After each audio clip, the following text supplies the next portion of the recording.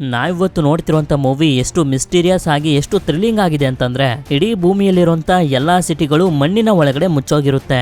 ಆದ್ರೆ ಒಬ್ಬ ವ್ಯಕ್ತಿ ಮಾತ್ರ ಇನ್ನೂ ಕೂಡ ಬದುಕಿರ್ತಾನೆ. ಆದ್ರೆ ಅವನನ್ನ ಯಾರು ಬದುಕಿಸಿರ್ತಾರೆ, ಏನಕ್ಕೋಸ್ಕರ ಬದುಕಿಸಿರ್ತಾರೆ ಅನ್ನೋದು ಯಾರಿಗೂ ಕೂಡ ಗೊತ್ತಿಲ್ಲ.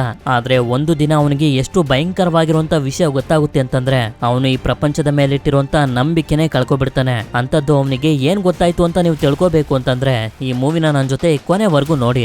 ಈ ಮೂವಿ ಹೆಸರು ಆಬ್ಲಿವಿಯನ್ ಅಂತ. ಈಗ ತುಂಬಾ ಟೈಮ್ ಅನ್ನ ವೇಸ್ಟ್ ಮಾಡದೆ ನಮ್ಮ ಮೇನ್ ಸ್ಟೋರಿ ಕಡೆಗೆ ಹೊರಟೋಗೋಣ. ಈ ಕತೆ ಶುರು ಆಗೋದು ಒಂದು ಕನ್ಸಿಂದ. ಜಾಕ್ ಅನ್ನೋ ಒಬ್ಬ ವ್ಯಕ್ತಿ ಒಬ್ಳು ಹುಡುಗಿನ ಮೀಟ್ ಮಾಡೋದಕ್ಕೆ ಅಂತ ಬಂದಿರ್ತಾನೆ. ಆದ್ರೆ ಸಡನ್ ಆಗಿ ಇವನಿಗೆ ಎಚ್ಚರ ಆಗೋಗುತ್ತೆ. ಇದು 2077ನೇ ಇಸ್ವಿ. ಆಕ್ಚುಲಿ ಜಾಕ್ ಹಾಗೆ ಇವನ ಜೊತೆ ಕೆಲಸ ಮಾಡ್ತಿರುವಂತ ವಿಕ್ಟೋರಿಯಾಗೆ ಮೆಮೊರಿಯನ್ನ ಎರೇಸ್ ಮಾಡ್ಬಿಟ್ಟಿರ್ತಾರೆ. ಯಾಕೆ ಅಂತಂದ್ರೆ 50 ವರ್ಷಗಳ ಹಿಂದೆ ಸ್ಕ್ಯಾವೆಂಜರ್ಸ್ ಅನ್ನೋ ಏಲಿಯನ್ಸ್ ಗಳು ಭೂಮಿ ಮೇಲೆ ಅಟ್ಯಾಕ್ ಮಾಡಿ ಚಂದ್ರನನ್ನ ಧ್ವಂಸ ಮಾಡಾಕ್ ಬಿಟ್ಟಿರ್ತಾರೆ. ಇದರಿಂದ ಭೂಮಿಲಿ ಸುನಾಮಿ, ಚಂಡಮಾರುತಗಳೆಲ್ಲ ಬಂದು ಪ್ರಳಯನೇ ಆಗೋಗಿರುತ್ತೆ. ಅದಕ್ಕೆ ಸ್ಕ್ಯಾವೆಂಜರ್ಸ್ ಗಳ ಜೊತೆ ಯುದ್ಧ ಮಾಡೋದಕ್ಕೆ ಅಂತ ಮನುಷ್ಯರು ಕೂಡ ನ್ಯೂಕ್ಲಿಯರ್ ಬಾಂಬ್ ಗಳನ್ನ ಯೂಸ್ ಮಾಡ್ತಾರೆ. ಇದರಿಂದ ಸ್ಕ್ಯಾವೆಂಜರ್ಸ್ ಗಳ ಮೇಲೆ ಯುದ್ಧನೇನೋ ಗೆದ್ರು. ಆದ್ರೆ ಭೂಮಿಲಿ ಮನುಷ್ಯರು ವಾಸ ಮಾಡೋಕ್ಕೂ ಕೂಡ ಆಗದೆ ಇರೋಷ್ಟು ನ್ಯೂಕ್ಲಿಯರ್ ರೇಡಿಯೇಷನ್ಸ್ ಗಳು ತುಂಬ್ಕೋಬಿಡ್ತು. ಅದಕ್ಕೆ ಉಳ್ಕೊಂಡಿರುವಂತ ಮನುಷ್ಯರು ಶನಿ ಗ್ರಹದ ಚಂದ್ರ ಆಗಿರುವಂತ ಟೈಟನ್ ಗ್ರಹಕ್ಕೆ ಹೋಗ್ಬೇಕು ಅಂತ ಡಿಸೈಡ್ ಮಾಡ್ತಾರೆ. ಟೈಟನ್ ಗ್ರಹಕ್ಕೆ ಹೋಗೋದಕ್ಕಿಂತ ಮುಂಚೆ ಭೂಮಿಯಿಂದ ಸ್ವಲ್ಪ ದೂರದಲ್ಲಿರುವಂತ ಟೆಡ್ ಅನ್ನೋ ಸ್ಪೇಸ್ ಸ್ಟೇಷನ್ ಗೆ ಹೋಗಿ ಅಲ್ಲಿ ಸ್ವಲ್ಪ ಟ್ರೈನಿಂಗ್ ಅನ್ನ ತಗೊಂಡು ನಂತರ ಅಲ್ಲಿಂದ ಟೈಟನ್ ಗ್ರಹಕ್ಕೆ ಹೋಗ್ತಾರೆ. ಈ ಭೂಮಿಯ ಸಮುದ್ರಗಳಲ್ಲಿ ರಿಕ್ಸ್ ಅನ್ನೋ ದೊಡ್ಡ ದೊಡ್ಡ ಮಷಿನ್ ಗಳನ್ನ ಹಾಕಿರ್ತಾರೆ. ಇವುಗಳು ಸಮುದ್ರದ ನೀರನ್ನ ಫ್ಯೂಷನ್ ಎನರ್ಜಿ ಆಗಿ ಕನ್ವರ್ಟ್ ಮಾಡಿ ಆ ಎನರ್ಜಿನ ಟೈಟನ್ ಗ್ರಹದಲ್ಲಿರುವಂತ ಮನುಷ್ಯರಿಗೆ ಕಳಿಸ್ತಿರುತ್ತೆ. ಅಲ್ಲಿರುವಂತ ಜನರಿಗೆ ಎಲೆಕ್ಟ್ರಿಸಿಟಿ ಸಿಗ್ಲಿ ಅಂತ. ಆದ್ರೆ ಭೂಮಿಲಿ ಇನ್ನೂ ಕೂಡ ಸ್ವಲ್ಪ ಸ್ಕ್ಯಾವೆಂಜರ್ಸ್ ಗಳು ಉಳ್ಕೊಂಡಿರ್ತವೆ. ಅವುಗಳು ಈ ದೊಡ್ಡ ದೊಡ್ಡ ರಿಕ್ಸ್ ಗಳನ್ನ ಹಾಳು ಮಾಡೋದಕ್ಕೆ ಪ್ರಯತ್ನ ಪಡ್ತಿರ್ತವೆ. ಅವುಗಳನ್ನ ತಡೆದು ರಿಕ್ಸ್ ನ ಕಾಪಾಡೋದೇ ಜಾಕ್ ಹಾಗೆ ವಿಕ್ಟೋರಿಯಾ ಕೆಲಸ.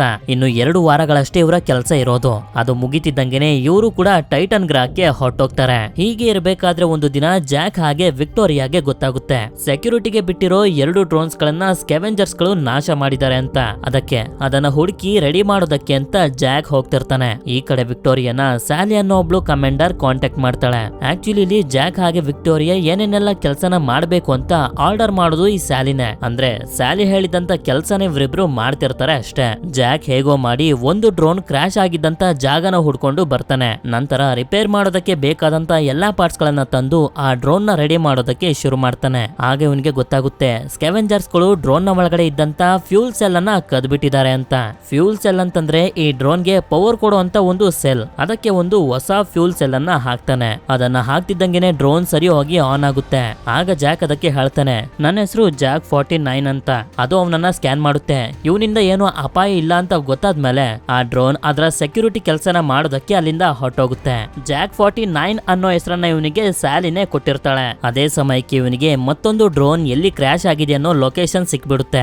ಆದ್ರಿಂದ ಇವನು ಒಂದು ಸ್ಕೂಟರ್ ನ ತಗೊಂಡು ಆ ಲೊಕೇಶನ್ ಹುಡ್ಕೊಂಡು ಹೋಗ್ತಾನೆ. ತುಂಬಾ ಹೊತ್ತು ಟ್ರಾವೆಲ್ ಮಾಡಿ ಮುಂದೆ ಬಂದಾಗ ಇವನು ಆ ಲೊಕೇಶನ್ ಗೆ ಬಂದು ತಲುಪ್ತಾನೆ. ಅಲ್ಲಿ ಬಂದು ನೋಡಿದ್ರೆ ಆ ಡ್ರೋನ್ ಹೋಲ್ ಮಾಡ್ಕೊಂಡು ಕೆಳಗಡೆ ಹೊರಟೋಗಿರುತ್ತೆ. ಅದಕ್ಕೆ ಅದನ್ನ ರೆಡಿ ಮಾಡೋದಕ್ಕೆ ಅಂತ ಸ್ಕೂಟರ್ ಗೆ ಹಗ್ಗ ಕಟ್ಕೊಂಡು ಕೆಳಗಡೆ ಬರ್ತಿರ್ತಾನೆ. ಆಗ ನಮ್ಗೆ ತೋರಿಸ್ತಾರೆ ಯಾರೋ ಜಾಕ್ ನ ವಾಚ್ ಮಾಡ್ತಿರ್ತಾರೆ. ನಂತರ ಇವನು ಒಳಗಡೆ ಬಂದು ತಲುಪಿದಾಗ ನಮ್ಗೆ ಗೊತ್ತಾಗುತ್ತೆ ಈ ಜಾಗ ಒಂದು ಲೈಬ್ರರಿ ಅಂತ. 50 ವರ್ಷದ ಹಿಂದೆನೆ ಈ ಭೂಮಿಲಿದ್ದಂತ ಪ್ರತಿಯೊಂದು ಬಿಲ್ಡಿಂಗ್, ಸಿಟಿ ಎಲ್ಲ ಮಣ್ಣಿನ ಒಳಗಡೆ ಮುಚ್ಚೋಗಿರುತ್ತೆ. ಅದೇ ರೀತಿ ಲೈಬ್ರರಿನೂ ಕೂಡ ಮುಚ್ಚೋಗಿತ್ತು. ಹೀಗೆ ಇವನು ಡ್ರೋನ್ ನ ಹುಡ್ಕೊಂಡು ಮುಂದೆ ಬಂದು ನೋಡಿದ್ರೆ ಅಲ್ಲಿ ಬರೀ ಡ್ರೋನ್ ನ GPS ಮಾತ್ರ ಇರುತ್ತೆ. ನೋಡಿದ್ರೆ ಅಷ್ಟೊತ್ತಿಗೆ ಸ್ಕ್ಯಾವೆಂಜರ್ಸ್ ಗಳು ಇವನ ಮೇಲೆ ಅಟ್ಯಾಕ್ ಮಾಡೋದಕ್ಕೆ ಶುರು ಮಾಡ್ಬಿಡ್ತಾರೆ. ಇವನು ಕೂಡ ತುಂಬಾ ಗಾಬರಿಯಿಂದಾನೆ ಅವುಗಳ ಮೇಲೆಲ್ಲ ಅಟ್ಯಾಕ್ ಮಾಡ್ತಾ ಅಲ್ಲಿಂದ ತಪ್ಪಿಸ್ಕೊಂಡು ಹೋಗ್ತಿರ್ಬೇಕಾದ್ರೆ ಬೈಕ್ ಗೆ ಕಟ್ಟಿದಂತ ವೈರ್ ಕಟ್ ಆಗೋಗುತ್ತೆ.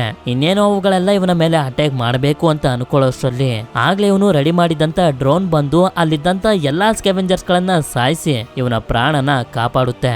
ನಂತರ ಇವನು ತುಂಬಾ ಕಷ್ಟಪಟ್ಟು ಮೇಲೆ ಬಂದು ನೋಡಿದ್ರೆ ಇವನ ಸ್ಕೂಟರ್ ಅನ್ನ ಯಾರೋ ಕತ್ಕೊಂಡು ಹೊರಟೋಗಿರ್ತಾರೆ. ಸರಿ ಇನ್ನೇನ್ ಮಾಡೋದು ಅಂತ ಹೇಳಿ ಇವನು ಮತ್ತೆ ವಾಪಸ್ ಮನೆಗ್ ಬರ್ತಾನೆ. ಮಾರನೇ ದಿನ ಇವರಿಬ್ರು ನಿದ್ದೆಯಿಂದ ಎದ್ದಾಗ ನಮ್ಗೆ ತೋರಿಸ್ತಾರೆ ಸಮುದ್ರದಲ್ಲಿದ್ದಂತ ರಿಗ್ ನ ಯಾರೋ ಬ್ಲಾಸ್ಟ್ ಮಾಡ್ಬಿಟ್ಟಿರ್ತಾರೆ. ಅದಕ್ಕೆ ಚೆಕ್ ಮಾಡೋದಕ್ಕಿಂತ ಜಾಕ್ ಅಲ್ಲಿಗೆ ಬರ್ತಾನೆ. ನೆನ್ನೆ ಸ್ಕ್ಯಾವೆಂಜರ್ಸ್ ಗಳು ಡ್ರೋನ್ ನಲ್ಲಿದ್ದಂತ ಒಂದು ಫ್ಯೂಲ್ ಸೆಲ್ ಅನ್ನ ತಗೊಂಡಿದ್ರಲ್ಲ ಅದನ್ನ ಉಪಯೋಗಿಸ್ಕೊಂಡೆ ಬ್ಲಾಸ್ಟ್ ಅನ್ನ ಮಾಡಿರೋದು. ಅದೇ ಸಮಯಕ್ಕೆ ಇವ್ರಿಗೊಂದು ಸಿಗ್ನಲ್ ಸಿಗೋದಕ್ಕೆ ಶುರುವಾಗುತ್ತೆ. ಅದನ್ನ ಇವನು ಫಾಲೋ ಮಾಡ್ಕೊಂಡು ಬಂದಾಗ ಒಂದು ಜಾಗಕ್ಕೆ ಬಂದು ತಲುಪ್ತಾನೆ. ಇದೊಂದು ಬಿಲ್ಡಿಂಗ್ ನ ಟಾಪ್, ಆದ್ರೆ ಮುಕ್ಕಾಲ್ ಭಾಗ ಇದು ಮಣ್ಣಿನ ಒಳಗಡೆ ಈಗ ಮುಚ್ಚೋಗಿರುತ್ತೆ. ಆ ಸಿಗ್ನಲ್ ಎಲ್ಲಿಂದ ಬರ್ತಿರ್ಬೋದು ಅಂತ ಇವನು ಹುಡುಕ್ತಾ ಮುಂದೆ ಬಂದಾಗ ಒಂದು ಜಾಗದಲ್ಲಿ ಇವನಿಗೆ ನೆಟ್ವರ್ಕ್ ಅನ್ನ ಸೆಂಡ್ ಮಾಡ್ತಿರೋಂತ ಟ್ರಾನ್ಸ್ಮಿಟರ್ ಕಾಣಿಸುತ್ತೆ. ಆಗ ಇವನಿಗೆ ಗೊತ್ತಾಗುತ್ತೆ ಸ್ಕೆವೆಂಜರ್ಸ್ ಗಳು ಸ್ಪೇಸ್ ಗೆ ಸಿಗ್ನಲ್ ಅನ್ನ ಕಳಿಸ್ತಿದ್ದಾರೆ ಅಂತ. ಆದ್ರಿಂದ ಇವನು ಆ ಸಿಗ್ನಲ್ ಅನ್ನ ಕಟ್ ಮಾಡ್ತಾನೆ. ಸರಿ ಅಂತ ಹೇಳಿ ಇವನು ಅಲ್ಲಿಂದ ಮುಂದೆ ಬರ್ತಿರ್ಬೇಕಾದ್ರೆ ಇಲ್ಲೇ ನಮ್ಗೆ ನ್ಯೂಕ್ಲಿಯರ್ ರೇಡಿಯೇಷನ್ ಹರಡಿರುವಂತ ಏರಿಯಾನು ಕೂಡ ಕಾಣಿಸುತ್ತೆ. ನಂತರ ಇವನು ಹೋಗ್ತಿರುವಂತ ಫ್ಲೈಯಿಂಗ್ ಆಬ್ಜೆಕ್ಟ್ ಅನ್ನ ಆಫ್ಲೈನ್ ಮಾಡಿ ಯಾರಿಗೂ ಕೂಡ ಗೊತ್ತಾಗದೇ ರೀತಿ ಒಂದು ಸೀಕ್ರೆಟ್ ಆಗಿರುವಂತ ಜಾಗಕ್ಕೆ ಬರ್ತಾನೆ. ಇವರು ಕೆಲಸ ಮಾಡ್ತಿರುವಂತ ಜಾಗದಿಂದ ತುಂಬಾ ದೂರದಲ್ಲಿ ಒಂದು ಮನೆನ ಕಟ್ಟಿ ಆಗಾಗ ಇಲ್ಲಿಗೆ ಬರ್ತಿರ್ತಾನೆ. ಅಷ್ಟೇ ಅಲ್ಲ, ಇವನಿಗೆ ಯಾವುದೇ ತರದ ವಸ್ತುಗಳು ಸಿಕ್ಕಿದ್ರು ಅದನ್ನ ತಗೊಂಡ್ ಬಂದು ಇಲ್ಲೇ ಇಟ್ಕೋತಿರ್ತಾನೆ. ಇವನು ಈ ತರ ಇಲ್ಲಿಗೆ ಬಂದು ಟೈಮ್ ಸ್ಪೆಂಡ್ ಮಾಡ್ತಿರೋದು ವಿಕ್ಟೋರಿಯಾಗೂ ಕೂಡ ಗೊತ್ತಿರೋದಿಲ್ಲ. ಹಾಗೆ ಇವನು ಮಲ್ಕೊಂಡು ರೆಸ್ಟ್ ಮಾಡ್ತಿರ್ಬೇಕಾದ್ರೆ ಮತ್ತೊಂದ್ಸಲ ಇವನಿಗೆ ಅದೇ ಹುಡುಗಿಯ ವಿಷನ್ ಗಳೆಲ್ಲ ಬಂದ್ಬಿಡ್ತವೆ. ಎದ್ದು ನೋಡಿದ್ರೆ ಆಕಾಶದಲ್ಲಿ ಒಂದು ಆಬ್ಜೆಕ್ಟ್ ಭೂಮಿಗೆ ಕ್ರಾಶ್ ಆಗೋದಕ್ಕೆ ಅಂತ ಬರ್ತಿರುತ್ತೆ. ಅದಕ್ಕೆ ಅದೇನಿರ್ಬೋದು ಅಂತ ಇವನು ನೋಡೋದಕ್ಕೆ ಹೋಗ್ತಿರ್ಬೇಕಾದ್ರೆ ಹಾಗೆ ವಿಕ್ಟೋರಿಯಾನು ಕೂಡ ಕಾಂಟ್ಯಾಕ್ಟ್ ಮಾಡ್ತಾನೆ. ಅದೇ ಸಮಯಕ್ಕೆ ಸ್ಯಾಲಿ ಆನ್ಲೈನ್ ಗೆ ಬಂದು ವಿಕ್ಟೋರಿಯಾಗೆ ಹೇಳ್ತಾಳೆ, ಕ್ರಾಶ್ ಆಗ್ತಿರೋಂತ ಆಬ್ಜೆಕ್ಟ್ ನ ಬಗ್ಗೆ ನೀವು ತಲೆ ಕೆಡ್ಸ್ಕೊಳ್ಳೋದಕ್ಕೆ ಹೋಗ್ಬೇಡಿ, ಅದನ್ನ ನಮ್ಮ ಡ್ರೋನ್ ಗಳು ನೋಡ್ಕೋತವೆ. ಜಾಕ್ ನ ಅಲ್ಲಿಂದ ವಾಪಸ್ ಬರೋದಕ್ಕೆ ಹೇಳು, ನಾನು ಇನ್ನೇನು ಆಫ್ಲೈನ್ ಆಗ್ತಿದ್ದೀನಿ ಅಂತ. ಈ ವಿಷಯನ ವಿಕ್ಟೋರಿಯಾ ಜಾಕ್ ಕೂಡ ಹೇಳ್ತಾಳೆ. ಆದ್ರೆ ಇವನು ಯಾರ ಮಾತನ್ನು ಕೂಡ ಕೇಳದೆ ಆ ಆಬ್ಜೆಕ್ಟ್ ಕ್ರಾಶ್ ಆಗಿದ್ದಂತ ಜಾಕ್ಗೆ ಬಂದು ನೋಡ್ತಾನೆ. ಆ ಆಬ್ಜೆಕ್ಟ್ ಇಂದ ತುಂಬಾ ಸ್ಲೀಪಿಂಗ್ ಪಾಡ್ ಗಳು ಹೊರಗಡೆ ಬಂದಿರ್ತವೆ. ಅದ್ರ ಒಳಗಡೆ ಮನುಷ್ಯರು ಇರ್ತಾರೆ. ಹೀಗೆ ಇವನು ಅಲ್ಲೆಲ್ಲ ನೋಡ್ತಾ ಮುಂದೆ ಬಂದಾಗ ಒಂದು ಶಾಕ್ ಆದಿರುತ್ತೆ. ಯಾಕೆಂತಂದ್ರೆ ಪ್ರತಿದಿನ ಇವನ ವಿಷನ್ ಅಲ್ಲಿ ಬರ್ತಿದ್ದಂತ ಹುಡುಗಿ ಇಲ್ಲೇ ಇರ್ತಾಳೆ. ಅದೇ ಸಮಯಕ್ಕೆ ಅಲ್ಲಿಗೆ ಒಂದು ಡ್ರೋನ್ ಬಂದು ಸ್ಲೀಪಿಂಗ್ ಪಾಡ್ ಒಳಗಡೆ ಮಲಗಿರುವಂತ ಎಲ್ಲಾ ಮನುಷ್ಯರನ್ನ ಸಾಯಿಸ್ಬಿಡುತ್ತೆ. ಅದು ಆ ಹುಡುಗಿನೂ ಕೂಡ ಸಾಯಿಸೋದಕ್ಕೆ ಬರ್ತಿರ್ಬೇಕಾದ್ರೆ ಜಾಕ್ ಮುಂದೆ ಬಂದ್ಬಿಡ್ತಾನೆ. ಈ ಡ್ರೋನ್ಸ್ ಗಳನ್ನೆಲ್ಲ ಕಂಟ್ರೋಲ್ ಮಾಡೋದು ಸ್ಯಾಲಿ. ಆದ್ರೆ ಈಗ ಅವಳು ಆಫ್ಲೈನ್ ಗೆ ಹೊರಟೋಗಿದ್ದಾಳೆ. ಆದ್ರೂ ಕೂಡ ಇವನು ಹೇಗೋ ಮಾಡಿ ಆ ಡ್ರೋನ್ ಅಲ್ಲಿಂದ ಹೋಗೋ ರೀತಿ ಮಾಡ್ಬಿಡ್ತಾನೆ. ನಂತರ ಆ ಹುಡುಗಿನ ಕಾಪಾಡಿ ಇವನ ಜೊತೆನೆ ಇವರು ವಾಸ ಮಾಡ್ತಿರೋಂತ ಮನೆಗೆ ಕರ್ಕೊಂಡ್ ಬರ್ತಿರ್ತಾನೆ. ಅವಳನ್ನ ಮನೆ ಕರ್ಕೊಂಡ್ ಬಂದಿರೋದು ವಿಕ್ಟೋರಿಯಾಗೆ ಸ್ವಲ್ಪನೂ ಕೂಡ ಇಷ್ಟ ಇರೋದಿಲ್ಲ. ಇವರಿಬ್ರು ಸೇರಿ ಸ್ಲೀಪಿಂಗ್ ಪಾಡ್ ಅನ್ನ ಓಪನ್ ಮಾಡಿದಾಗ ಆ ಹುಡುಗಿಗೆ ಎಚ್ಚರ ಆಗುತ್ತೆ. ಆದ್ರೆ ಈ ಹುಡುಗಿಗೆ ಆರೋಗ್ಯ ಸರಿ ಇರೋದಿಲ್ಲ. ಯಾಕೆಂತಂದ್ರೆ ತುಂಬಾ ವರ್ಷಗಳಿಂದನೂ ಈ ಸ್ಲೀಪಿಂಗ್ ಪಾಡ್ ಒಳಗಡೆನೆ ಮಲ್ಕೊಂಡಿದ್ಲು. ಅವಳು ಜಾಕ್ ಹಾಗೆ ವಿಕ್ಟೋರಿಯಾನ ತುಂಬಾ ಆಶ್ಚರ್ಯದಿಂದ ನೋಡ್ತಿರ್ತಾಳೆ. ನಂತರ ವಿಕ್ಟೋರಿಯಾ ಅವಳಿಗೆ ಟ್ರೀಟ್ಮೆಂಟ್ ಅನ್ನ ಕೊಡ್ತಿರ್ಬೇಕಾದ್ರೆ ಹೇಳ್ತಾಳೆ, ನನ್ನ ಹೆಸರು ಜೂಲಿಯಾ ಅಂತ. ಹಾಗೆ ಸ್ಲೀಪಿಂಗ್ ಪಾಡ್ ಅನ್ನ ಚೆಕ್ ಮಾಡಿದಾಗ ಇವರೆಲ್ಲರಿಗೂ ಗೊತ್ತಾಗುತ್ತೆ ಜೂಲಿಯಾ 60 ವರ್ಷದಿಂದನೂ ಆ ಸ್ಲೀಪಿಂಗ್ ಪಾಡ್ ಒಳಗಡೆ ಮಲ್ಕೊಂಡಿದ್ಲು ಅಂತ. ಅಂದ್ರೆ ಭೂಮಿ ಮೇಲೆ ಸ್ಕೆವೆಂಜರ್ಸ್ ಗಳು ಅಟ್ಯಾಕ್ ಮಾಡಿರುವಂತ ವಿಷಯ ಅವಳಿಗೆ ಗೊತ್ತಿರೋದಿಲ್ಲ. ಅದಕ್ಕೆ ಅವಳಿಗೆ ಸ್ಕೆವೆಂಜರ್ಸ್ ಗಳು ಅಟ್ಯಾಕ್ ಮಾಡಿರೋದ್ರ ಬಗ್ಗೆ ಉಳ್ಕೊಂಡಿರುವಂತ ಮನುಷ್ಯರು ಟೈಟನ್ ಗ್ರಹಕ್ಕೆ ಹೋಗ್ತಿರುವಂತ ಎಲ್ಲಾ ವಿಷಯನೂ ಹೇಳಿ ಕೇಳ್ತಾರೆ. ನೀವು ಹೇಗೆ ಸ್ಪೇಸ್ ಇಂದ ಬಂದು ಕ್ರಾಶ್ ಆದ್ರಿ, ಯಾವ ಮಿಷನ್ ಗೋಸ್ಕರ ನೀವು ಹೋಗಿದ್ರಿ ಅಂತ. ಆದ್ರೆ ಜೂಲಿಯಾ ಮಾತ್ರ ಅವರಿಗೆ ಏನು ಕೂಡ ಹೇಳೋದಿಲ್ಲ.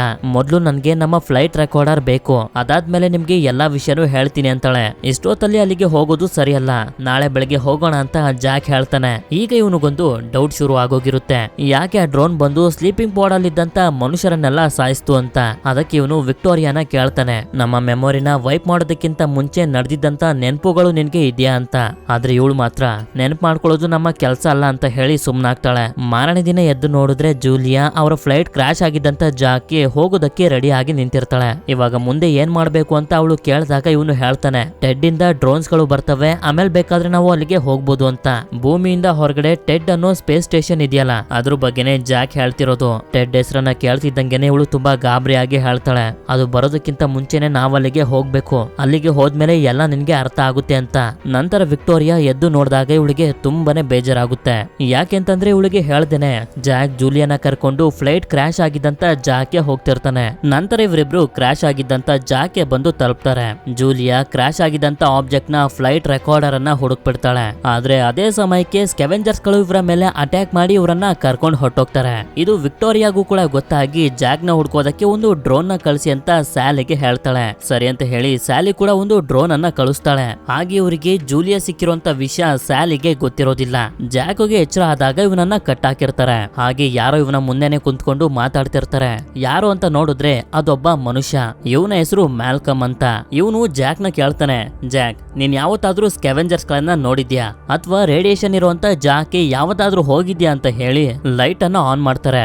ಆಗ ನಮ್ಗೆ ಗೊತ್ತಾಗುತ್ತೆ ಇಲ್ಲಿ ಯಾವುದೇ ತರದ ಸ್ಕೆವೆಂಜರ್ಸ್ ಗಳು ಇಲ್ಲ, ಇರೋರೆಲ್ಲ ಬರೀ ಮನುಷ್ಯರೇ ಅಂತ. ಇಲ್ಲೆಲ್ಲ ಏನ್ ನಡೀತಿದೆ ಅಂತ ಜಾಕ್ಗಂತೂ ಅರ್ಥನೇ ಆಗ್ತಿರೋದಿಲ್ಲ. ಇವರೆಲ್ಲ ಮನುಷ್ಯರು ಅಂತ ಅಂದ್ಮೇಲೆ ಸ್ಕೆವೆಂಜರ್ಸ್ ಗಳು ಎಲ್ಲಿ ಅಂತ. ಮ್ಯಾಲ್ಕಮ್ ಮತ್ತೊಂದ್ಸಲ ಇವನನ್ನ ಕೇಳ್ತಾನೆ, ನೀನೇ ಒಂದ್ಸಲ ಯೋಚನೆ ಮಾಡು, ಆ ಡ್ರೋನ್ಸ್ ಗಳು ಯಾಕೆ ಸ್ಲೀಪಿಂಗ್ ಪಾಡ್ಸ್ ನಲ್ಲಿ ಇದ್ದಂತ ಮನುಷ್ಯರನ್ನ ಸಾಯಿಸ್ತು ಅಂತ. ಆದ್ರೆ ಇದಕ್ಕೆ ಜಾಕ್ ಹತ್ರನೂ ಕೂಡ ಯಾವುದೇ ತರದ ಉತ್ತರ ಇರೋದಿಲ್ಲ. ಈ ಕಡೆ ಸ್ಯಾಲಿ ಕಳ್ಸಿರುವಂತ ಡ್ರೋನ್ ಜಾಕ್ ನ ಹುಡ್ಕೋದಕ್ಕೆ ಶುರು ಮಾಡಿರುತ್ತೆ. ಇಲ್ಲಿ ಮ್ಯಾಲ್ಕಮ್ ಹಾಗೆ ಅವನ ಜನರು ಒಂದು ಡ್ರೋನ್ ನ ಕೂಡ ಕದ್ದಿರ್ತಾರೆ. ಈ ಡ್ರೋನ್ ನ ನೀನು ಪ್ರೋಗ್ರಾಮ್ ಮಾಡಿ ಟೆಡ್ ಹತ್ರ ಹೋಗೋ ರೀತಿ ಮಾಡು, ನಾವು ಇದ್ರ ಒಳಗಡೆ ನ್ಯೂಕ್ಲಿಯರ್ ಬಾಂಬ್ ಅನ್ನ ಇಟ್ಟಿರ್ತೀವಿ, ಆಗ ಟೆಡ್ ನಾಶ ಆಗುತ್ತೆ ಅಂತ.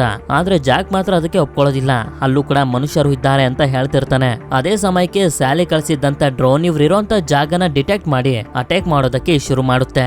ಆದ್ರೆ ಮ್ಯಾಲ್ಕಮ್ ನ ಜನರು ಹೇಗೋ ಮಾಡಿ ಅದನ್ನ ಬ್ಲಾಸ್ಟ್ ಆಗೋ ರೀತಿ ಮಾಡ್ಬಿಡ್ತಾರೆ. ಜಾಕ್ಗೆ ಬರೀ ಮಾತಲ್ಲಿ ಹೇಳಿದ್ರೆ ಅರ್ಥ ಆಗೋದಿಲ್ಲ ಅಂತ ಅವನ ಸ್ಕೂಟರ್ ಅನ್ನ ವಾಪಸ್ ಕೊಟ್ಟು ಮ್ಯಾಲ್ಕಮ್ ಹೇಳ್ತಾನೆ, ನಾನು ರೇಡಿಯೇಷನ್ ಇರುವಂತ ಜಾಗಕ್ಕೆ ಹೋಗಿ ಬಂದಿದ್ದೀನಿ, ನಿನ್ಗೆ ಎಲ್ಲಾ ಸತ್ಯನೂ ಗೊತ್ತಾಗ್ಬೇಕು ಅಂತಂದ್ರೆ ನೀನು ಕೂಡ ರೇಡಿಯೇಷನ್ ಇರುವಂತ ಜಾಗಕ್ಕೆ ಹೋಗಿ ನೋಡು ಅಂತ. ಸರಿ ಅಂತ ಹೇಳಿ ಇವನು ಕೂಡ ಜೂಲಿಯಾನ ಕರ್ಕೊಂಡು ಆ ರೇಡಿಯೇಷನ್ ಇರುವಂತ ಜಾಗಕ್ಕೆ ಹೋಗ್ತಿರ್ತಾನೆ. ಆದ್ರೆ ಅದಕ್ಕಿಂತ ಮುಂಚೆ ಜೂಲಿಯಾನ ಒಂದು ಜಾಗಕ್ಕೆ ಕರ್ಕೊಂಡು ಬರ್ತಾನೆ.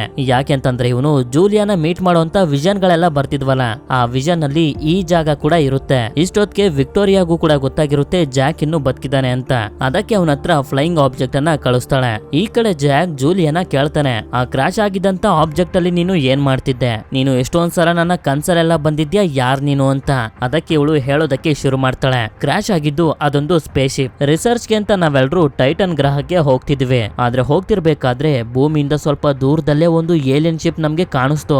ಆ ಏಲಿಯನ್ ಶಿಪ್ ಬೇರೆ ಯಾವುದು ಅಲ್ಲ, ಅದು ಟೆಡ್. ನಾವೆಲ್ಲರೂ ಸ್ಲೀಪಿಂಗ್ ಚೇಂಬರ್ ಅಲ್ಲಿ ಮಲಗಿದ್ವಿ. ಆದ್ರೆ ನಿನ್ಗೆ ಹಾಗೆ ವಿಕ್ಟೋರಿಯಾಗೆ ನಮ್ಗಿಂತ ಮೊದ್ಲೇ ಎಚ್ಚರ ಆಗಿತ್ತು ಅಂತ ಅನ್ಸುತ್ತೆ. ಅದಕ್ಕೆ ಆ ಏಲಿಯನ್ಸ್ ಗಳು ನಿಮ್ಮಿಬ್ರನ್ನ ಹಿಡಿದು ನಿಮ್ಮ ಬ್ರೈನ್ ಅಲ್ಲಿ ಇದ್ದಂತ ಎಲ್ಲಾ ಮೆಮೊರಿನ ಎರೇಸ್ ಮಾಡಿದ್ದಾರೆ ಅಂತ.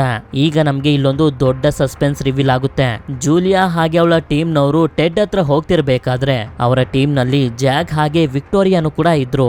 ಇದನ್ನ ಕೇಳಿ ಜಾಕ್ ಅಂತೂ ಆಕಾಶನೇ ತಲೆ ಮೇಲೆ ಬಿದ್ದಂಗೆ ಆಗೋಗುತ್ತೆ. ಅದಕ್ಕೆ ನೀನು ಯಾರು ಅಂತ ಜೋರಾಗಿ ಕೇಳಿದಾಗ ಅವಳು ಹೇಳ್ತಾಳೆ, ನಾನು ನಿನ್ನ ವೈಫ್ ಅಂತ. ಇದನ್ನ ಕೇಳಿ ಇವನ್ಗಂತೂ ನಂಬೋದಕ್ಕೆ ಆಗೋದಿಲ್ಲ.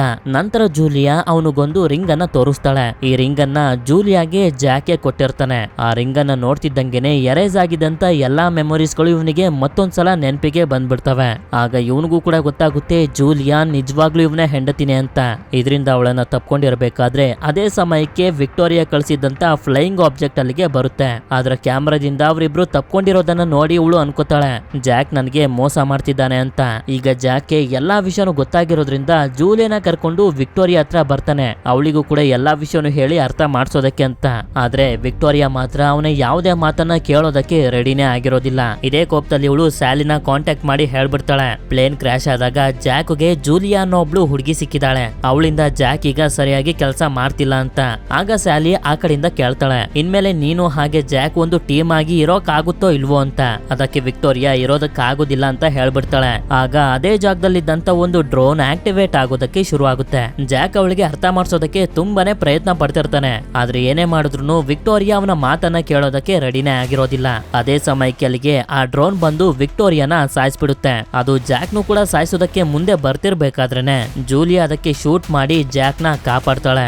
ನಂತರ ಇವನು ಸ್ಯಾಲಿನ ಕಾಂಟ್ಯಾಕ್ಟ್ ಮಾಡಿ ಕೇಳ್ತಾನೆ, ಯಾಕೆ ನೀನು ವಿಕ್ಟೋರಿಯಾನ ಸಾಯಿಸ್ತೆ ಅಂತ.